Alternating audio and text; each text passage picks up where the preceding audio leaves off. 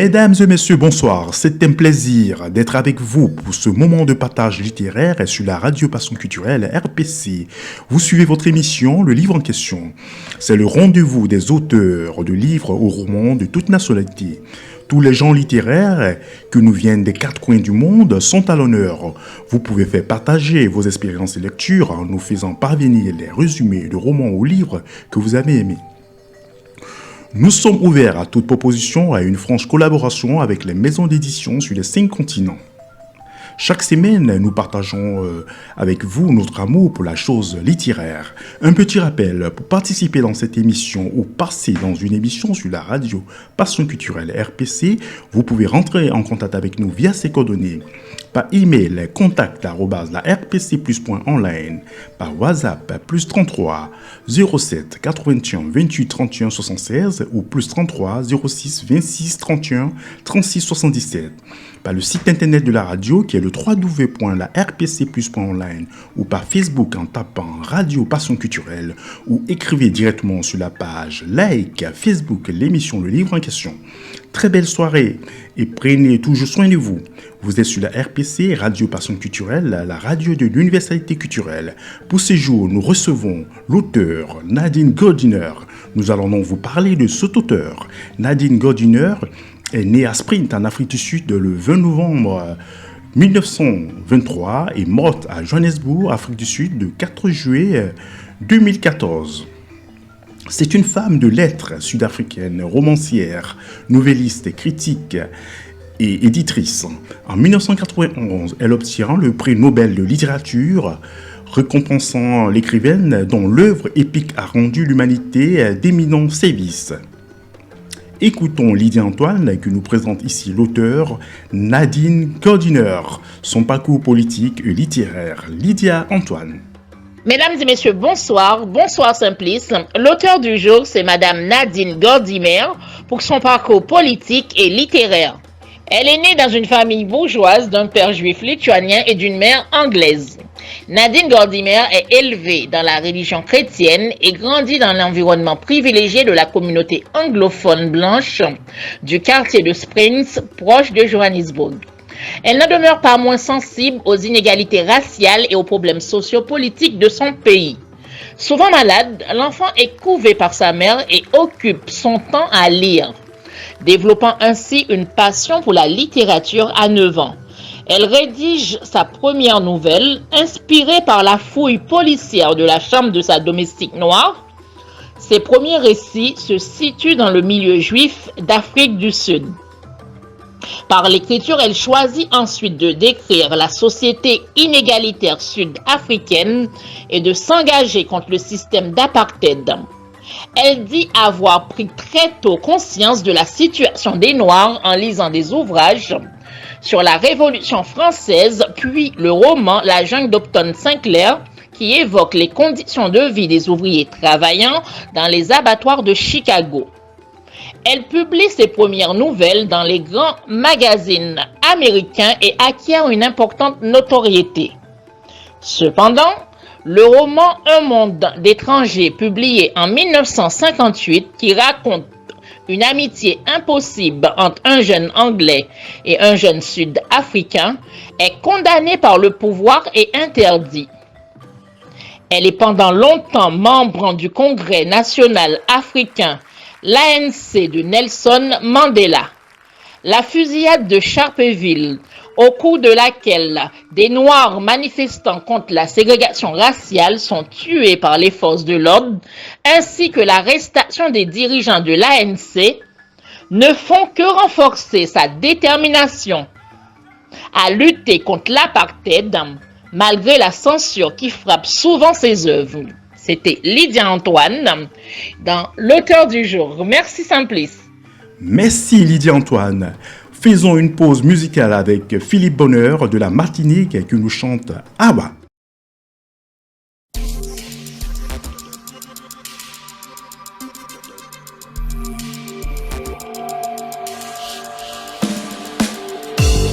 Mon pas colère, moula tranquille le chat. L'esprit a bien coulotte, bien posé, qu'à battre la mesure que mon chacha. Pour me commencer à me causer. Soleil a qu'à descendre doucement. Marin a piqué mot. Why? Piquer aiguilles. A pas médicament. A pas y seulement qui cabaye. Écoutez pour tonder. Tendez pour comprendre. Tout ça qui écrit mérite des fois. Il pas trop tard, il faut pas nous attendre parce que y est pas qu'à nous le choix. Awa mon carré, awa. Awa mon querido, awa. Awa asamoye, awa. Bavini volo mon liberté, awa. Mosier l'ouvri, y téléphone mêle. Mon gars réfléchi à consa mo fika, mon pas qu'à dire amen. Mon préféré fenika. Pas venir raconter mon pièce d'arlose, ça est pas bien fini. Mon dit bouteille mon cause, pas grec et mon tourni. Mon pas en croyance, à conscience qui ça me guidance. Yé les grigis nous l'esprit, pour détourner nous la vie. Fais mon père j'y pris, saisis tuer nous en vie. Courir marcher coup des robots, que ça me saute là, qui qu'a interdit nous beau. Empêcher ça qui naturel.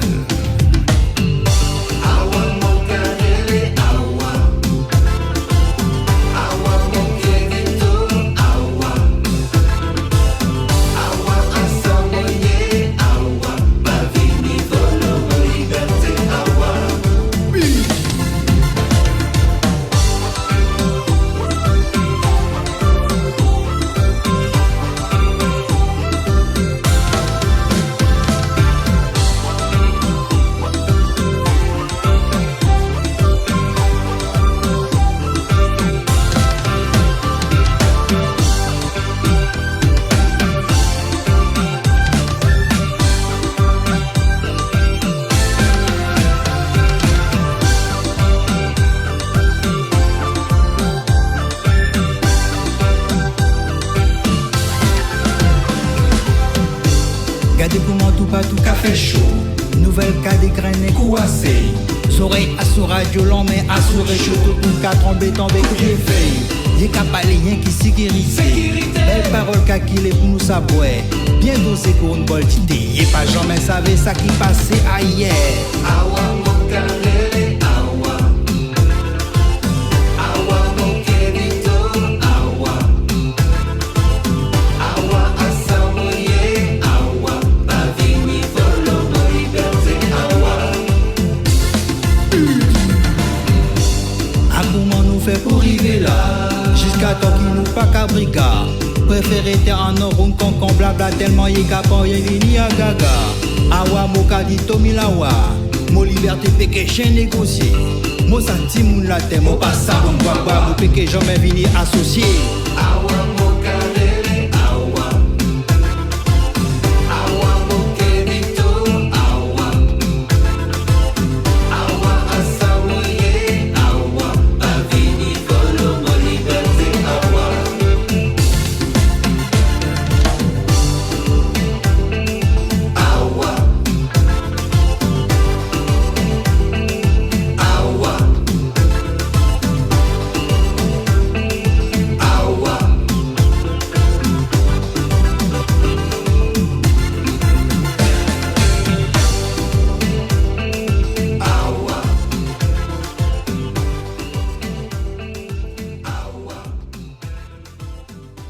Nous arrivons maintenant à notre rubrique, l'expression de la semaine, définition d'une expression littéraire. Aujourd'hui, c'est l'expression sur regarder le nombril. Origine et définition, le nombril, c'est la trace de l'origine de quelqu'un. C'est par là que la vie lui a été donnée par sa mère. Comme le nombril représente l'origine de l'être humain et que c'est par cet endroit qu'il a été nourri par sa mère pendant 9 mois, il y a une notion de personne unique. Passer son temps à contempler cet endroit, c'est oublier, voire nier l'existence des autres, ne pas les considérer. Cette attitude est aussi nommée le nombrilisme. Se regarder le nombril peut exprimer le fait qu'une personne soit très prétentieuse et ne s'intéresse qu'à elle. Elle est dotée d'un égocentrisme aigu. Si une personne est considérée à passer son temps à se regarder le nombril, c'est qu'elle ne s'occupe que d'elle et ne considère pas les autres. Elle a même tendance à se croire unique. Exemple, quand tu auras fini de regarder le nombril, tu pourras nous aider. C'était l'expression de la semaine, regardez le nombril. Petite pause musicale maintenant en guise d'aération, un voyage en l'univers des enfants de la rue à Haïti. Musique haïtienne. En librairie, présentation de quelques livres d'auteurs en librairie. Voici quelques œuvres d'auteurs que vous pouvez trouver en librairie. Je tiens à préciser que ces auteurs sont déjà passés dans notre émission, le livre en question. Successivement, nous avons Cuba, l'Odyssée médicale, auteur Jean-Jacques Seymour. La traversée de l'existence, auteur Michael Nativel. Sur la piste du dernier Maskili, auteur Daniloni. La vie chocolatée, auteur Lynn Fournier. Ma vie en action, auteur Clarisse Dati. Dans l'univers des forces invisibles, auteur Béatrice Obi-Teki. L'Afrique libre ou la mort de Kémy Séba. Les Noirs ne savent pas que danser, un roman de l'auteur Black Bond. Les dernières larmes de Dieu, Alléluia Amen du journaliste et écrivain Phil Descali-Nomel, originaire de la Côte d'Ivoire. Il vit aux États-Unis d'Amérique. Et vous avez également les œuvres Trilogie africaine et Les voiles du cœur de votre serviteur Simplice Animaux, paru aux éditions Edilivre. Marketing ethnique pour les opérateurs télécoms en France de Wilson Labousière, qui est aussi notre collaborateur. Mon coup de cœur ou mon livre coup de cœur, les auditeurs et nos chroniqueuses partagent leur expérience de lecture. Pour ce numéro, notre chroniqueuse Lucrèce Taïro nous propose son coup de cœur littéraire à travers l'œuvre Influenceuse, inspirant, Barack et Michel de Christophe Andersen. Écoutons Lucrèce Taïro. Pour cette chronique, j'ai décidé de faire un peu comme tous les blogueurs, influenceurs, qui ont la cote sur les réseaux sociaux. Vous savez, les influenceurs qui vous motivent. De nature très optimiste moi-même, je devrais d'ailleurs me lancer dans ce secteur, je trouve qu'il n'y a rien de plus motivant que des personnes qui bravent l'opinion publique pour réussir à vivre leurs rêves. Et si la société d'aujourd'hui aime se tourner vers la nouvelle génération d'influenceurs, je trouve, moi, qu'il n'y a pas de meilleurs influenceurs que ceux qu'on trouve dans les livres. C'est eux que j'appellerais l'ancienne génération d'influenceurs. Oh, bien entendu, il y a toutes sortes de livres influents. Les romans, d'amour ou d'aventure, les nouvelles, les thrillers, policiers ou fantastiques, les biographies ou récits tirés tout droit de la vie de personnages publics. Et c'est de ce style de livre que je suis particulièrement friande. C'était donc une évidence même, en voyant cette superbe couverture de Barack et Michel, posée sur la bibliothèque de ma mère, que je devais vous partager un bout du récit écrit par Christopher Andersen sur ce couple longtemps vu comme la version afro-américaine de John et Jackie Kennedy. Alors que presque tout le monde estime ses chances de succès des plus minces, je me souviens avoir pensé qu'il n'y arriverait pas pour tout l'or du monde, déclare Tony Prankrico. Quelques amis lui enjoignent de prendre des éléments plus personnels en considération. Selon Don Chaumont, Barack se sent déjà terriblement coupable de ne pas passer plus de temps avec sa famille. Chaque nuit loin des siens lui brise un peu plus le cœur. « Tu vas détruire ton mariage », l'avertit un autre ami. « Regarde ce que tu as infligé à Michel. Elle t'en veut déjà suffisamment. » Le visage de Barack se ferme. Ma décision est prise. Je me présente. Bien entendu, il fait preuve d'un peu plus de diplomatie lorsqu'il aborde le sujet avec son épouse. Je sais que la politique t'a demandé d'immenses efforts, mais je suis certain que je peux gagner cette élection. Si tu acceptes de me suivre sur ce chemin et que j'échoue, j'abandonnerai pour toujours la politique. Michel scrute son visage. C'est la dernière fois, plaide-t-il. Je crois vraiment que je peux réussir. Laisse-moi encore une chance. Soit je sors vainqueur, soit je sors. Mais Michel n'a qu'un seul souci en tête. Comment fera-t-on financièrement ? Demande-t-elle. Leur dette demeure importante, en partie à cause de l'échec de Barack, 2 ans plus tôt, à l'élection au Congrès. S'il perd, elles empireront. S'il gagne, il leur faudra entretenir 2 foyers, l'un à Chicago, l'autre à Washington. L'argent est notre plus gros problème, reprend-elle. Comment paieras-tu tout ça ? Eh bien, répond Barack avec flingue, il me faudra écrire un autre livre. Michel, qui sait que 5 ans ont été nécessaires à son époux pour rédiger son premier livre, lequel ne s'est vendu en outre qu'à 10 000 exemplaires, secoue la tête. Un autre livre, mais bien sûr. C'est ça. Écris donc un deuxième ouvrage. Puis elle reprend ses esprits et soupire. D'accord. D'accord. Barack lui lance un regard étonné. D'accord ? Oui. On trouvera une solution, répond-elle en haussant les épaules. Après tout, ce n'est pas comme si cela nous rendait malades. Vas-y. En lisant cet extrait, je me suis demandé comment l'un des couples les plus influents de cette dernière décennie a lui aussi connu la galère et les déboires financiers. Non, impossible. Et en ma qualité d'inspirational influenceur, influenceuse inspirante, je me suis dit, tu vois, c'est l'extrait parfait, l'exemple parfait pour vous dire à vous, auditeurs, et on ne le répétera jamais assez.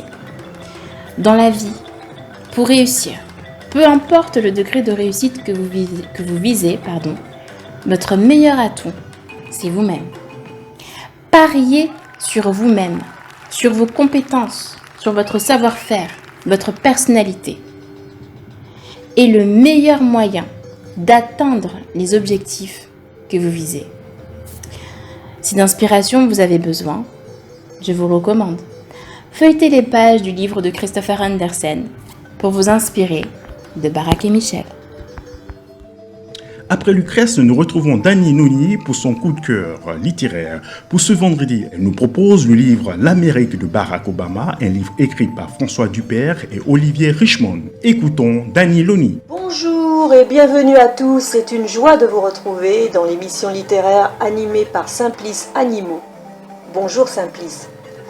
Aujourd'hui, ma rubrique est consacrée au roman L'Amérique de Barack Obama, dont les auteurs sont François Dupert et Olivier Richaume, paru aux éditions Démopolis en 2008. Je vais vous parler d'un des auteurs, Monsieur François Dupert. François Dupert est né le 14 août 1971 à Poitiers, dans la Vienne. Il est un universitaire et un historien spécialisé dans les questions d'éducation, de bien-être et de la diversité culturelle, notamment aux États-Unis et en France. C'est aussi un militant pour une république davantage multiculturelle.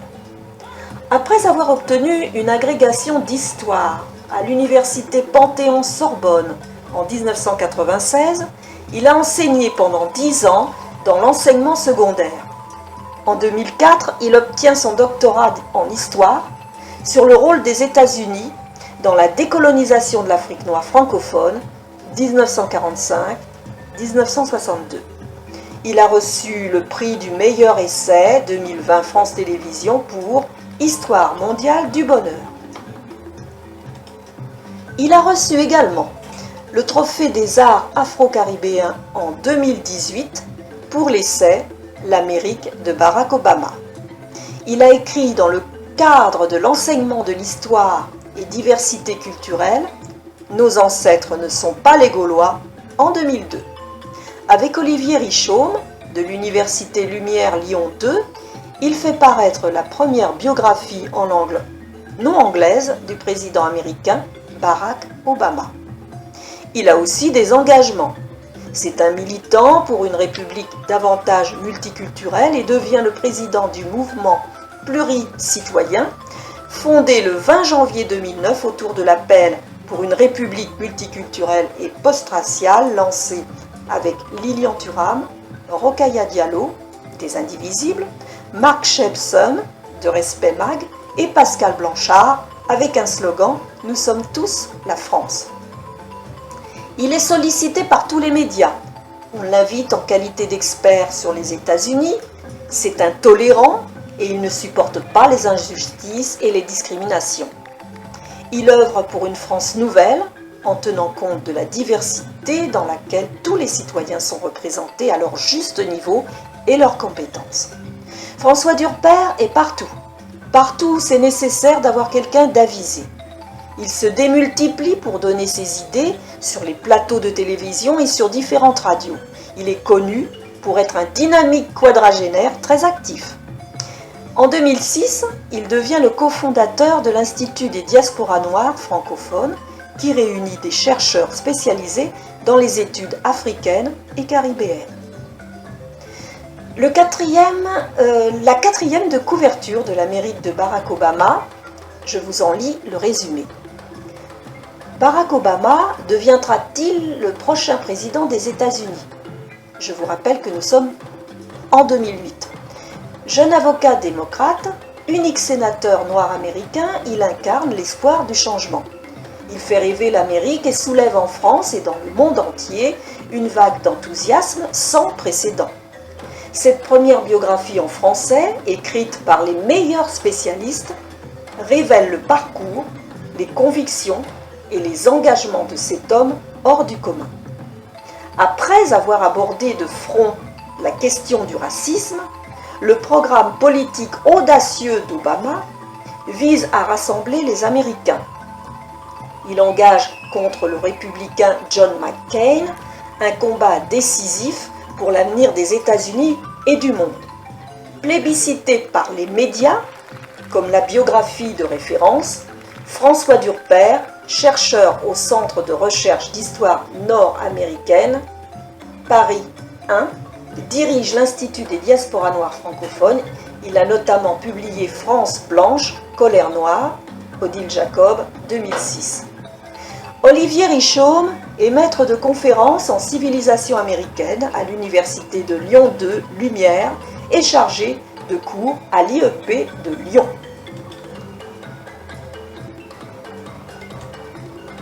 Je vais vous lire quelques extraits. Donc, page 17, Une jeunesse cosmopolite, 1961-1981. L'autobiographie de Barack Obama, publiée en 1995, commence par un chapitre intitulé Origins, un terme qui peut se lire de différentes manières. En premier lieu, la complexité de son arbre généalogique fait de lui, au sens strict, un personnage original, une originalité que certains voient comme un handicap dans la perspective d'une carrière politique, notamment auprès des électeurs conservateurs. Si John Kennedy avait eu des difficultés à se faire accepter du seul fait qu'il était un catholique dans une Amérique à majorité protestante, que dire alors d'Obama, dont le grand-père et le frère sont musulmans, le père d'origine kenyane, la sœur et le beau-père indonésien, etc. Dans un pays qui range les citoyens lors du recensement décennal dans des catégories ethniques et raciales, Obama fait figure d'inclassable.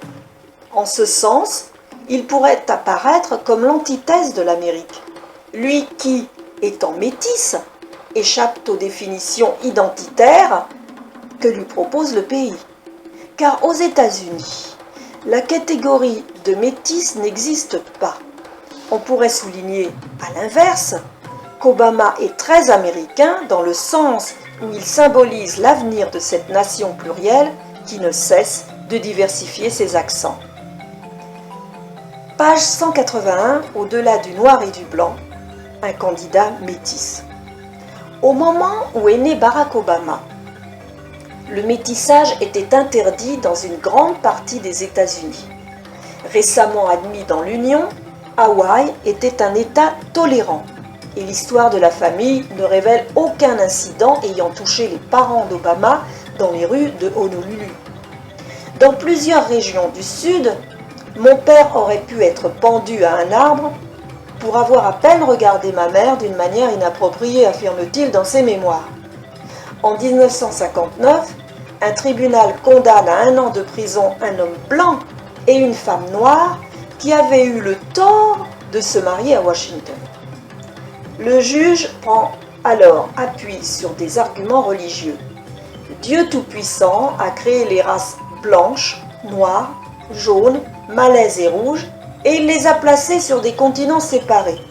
Le fait qu'il ait séparé les races montre qu'il n'avait pas prévu que les races se mélangent. On mesure les progrès accomplis depuis. Page 202. Une First Lady noire? L'explication de Whoopi Goldberg me paraît excessive. Elle peut paraître excessive, mais de nombreuses africaines américaines avouent qu'elles apprécient Barack Obama davantage parce qu'il a choisi une femme à la peau foncée.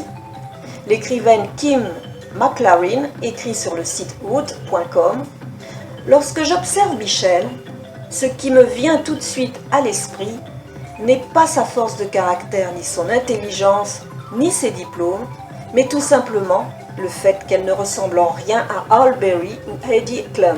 Elle me ressemble. » Certaines femmes noires déplorent le fait que la plupart des hommes noirs célèbres s'affichent constamment au bras de femmes noires au teint clair ou de femmes blanches, comme Spike Lee, Eddie Murphy, Colin Powell, Taye Diggs, etc.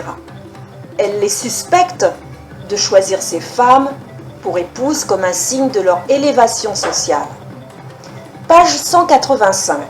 Un citoyen transnational, par Barack Obama. J'ai des frères, des sœurs, des nièces, des neveux, des oncles et des cousins de toute race et de toute couleur dispersés sur 3 continents. Le nom de Barack Obama lui a valu de nombreuses critiques.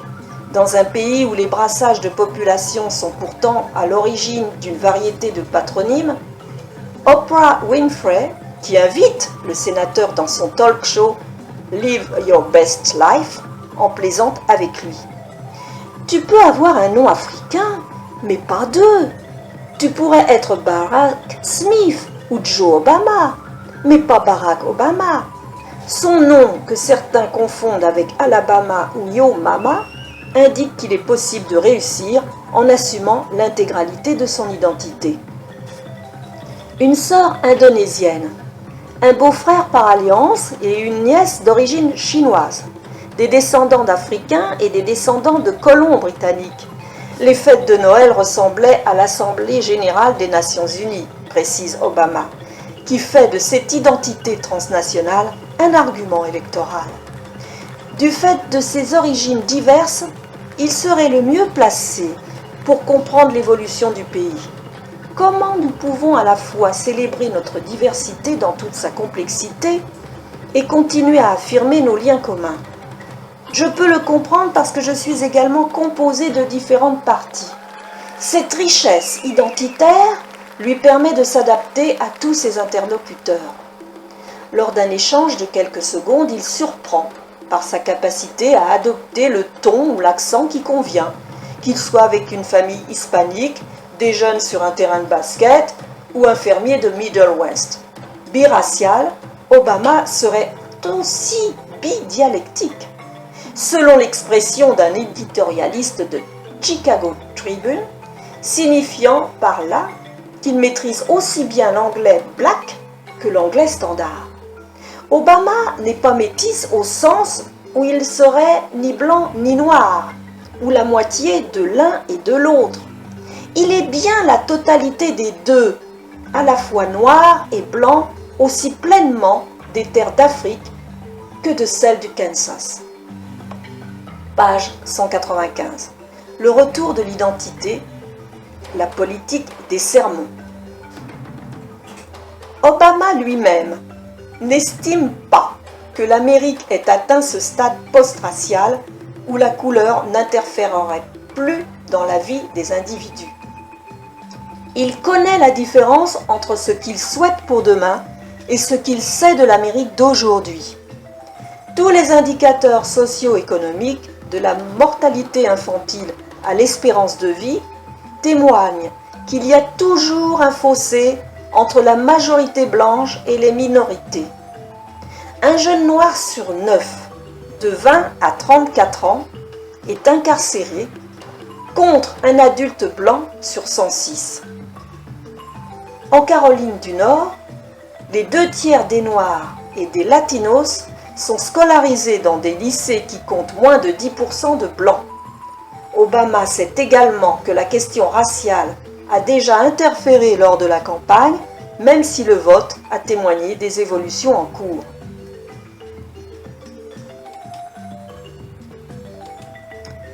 Bien que l'on ait tenté de juger ma candidature à travers un prisme exclusivement racial, dit Barack Obama, nous avons remporté des victoires sans appel dans des États parmi les plus blancs du pays.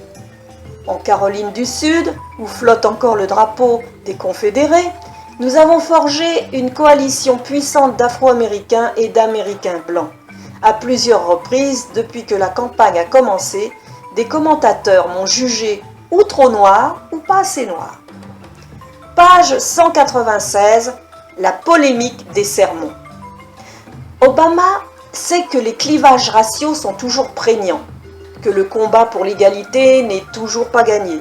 Il comprend l'inquiétude des militants noirs, pour qui la reconnaissance du métissage, 70% des Africains-Américains pourraient se reconnaître métis, affaiblirait la solidarité raciale, Black Unity, et amoindrirait le poids politique de la communauté. Il argumente en se servant d'exemples personnels. Bien que j'occupe un poste qui me protège de la plupart des coups que l'homme noir moyen doit subir, je peux réciter la litanie d'affronts mesquins dont j'ai été la cible durant les 45 ans de ma vie. Des agents de sécurité qui me suivent dans les centres commerciaux, des couples de blancs qui me donnent leurs clés de voiture alors que je me tiens devant un restaurant attendant moi-même un voiturier, des voitures de police qui me demandent de me rabattre sur le côté sans raison apparente. Je sais ce que cela fait d'entendre des gens vous dire que vous ne pouvez pas faire quelque chose en raison de votre couleur de peau, et je connais la sensation d'amertume liée à la colère refoulée, dit Barack Obama. Page 197, la polémique des sermons. C'est donc le dernier extrait. En mars 2008, Barack Obama se retrouve au cœur d'une polémique concernant sa relation avec son pasteur Jeremiah Wright. Lorsque ce dernier entre à l'église de la Trinité unie du Christ, le 1er mars 1972, sa paroisse compte 250 membres. Aujourd'hui, elle compte 8000 fidèles. Wright prêche en Das Ikis et est adepte de la théologie noire de la libération, introduite par le révérend James Holcomb. Cette démarche consiste à s'éloigner des interprétations de la Bible qui justifiaient l'esclavage. L'Évangile est assimilé aux luttes du peuple noir. Barack Obama ne reste pas insensible au message du révérend Wright. Sa conversion lui permet de mieux s'intégrer à la communauté noire américaine et l'aide à se forger une plus grande assurance. Il s'inspire des enregistrements de Wright et développe un style oratoire proche de celui que l'on peut entendre dans les églises noires. Mais au lieu d'adopter la même véhémence que son mentor, il s'exprime avec un ton plus calme. Wright devient un père de substitution pour Obama, qui lui demande conseil avant certaines prises de décision concernant son engagement politique. Lorsque la polémique des sermons fait surface, Wright affirme avoir dit à Obama que s'il envisageait de se présenter à la présidentielle, il devrait prendre ses distances avec son Église. Fin des extraits. Mon avis sur cet ouvrage. C'est un livre de référence où la vérité n'est pas cachée au lecteur. Tout y est abordé sur le parcours du président Barack Obama lorsqu'il était candidat. Il relate l'ascension d'un homme qui, par son métissage, veut réussir à parvenir à l'union de la population de son pays, gangrénée par des clivages raciaux encore présents dans la vie quotidienne des Américains. François Durper s'est appuyé également par des passages recueillis lors d'interviews du candidat Obama sur lui-même et de son vécu. J'avais rencontré l'auteur à la Dorothy Galerie d'art contemporain la plus américaine à Paris pour assister à la retransmission du résultat des élections en 2008 et j'ai pu observer l'investissement de Francis Durper pour cette étape décisive concernant les États-Unis d'Amérique. Merci aux éditeurs pour votre intention et je vous dis à bientôt pour une prochaine rubrique. Merci. Écoutons maintenant une lecture de la comédienne Aïssa Maïga du livre Des vies de combat, femmes noires et libres, un ouvrage de Audrey Célestine et préfacé par Aïssa Maïga elle-même. Écoutons Aïssa Maïga. Gisèle est une enfant, mais on ne la voit que comme une noire, une autre, qu'il est légitime d'insulter et à qui l'on intime de retourner dans sa case de paille en Afrique. Gisèle nourrit aussi son imaginaire auprès de sa grand-mère Julia, Manyaya, dont la figure hante plusieurs de ses romans. Son aïeul maternel lui apprend le créole et lui fait connaître les contes populaires. Ma grand-mère Manyaya m'a donné mon pays, la Guadeloupe. Et pour moi, c'était un immense cadeau. La vie m'a appris ça. On est toujours rejeté à cause de sa différence. Je suis une Antillaise née à Paris. Tant pis, c'est mon histoire. Je ne peux pas la changer. Je n'en tire aucune fierté, mais je n'éprouve plus de honte. Désolée pour ceux qui me mettent à l'écart, me méprisent ou m'ignorent.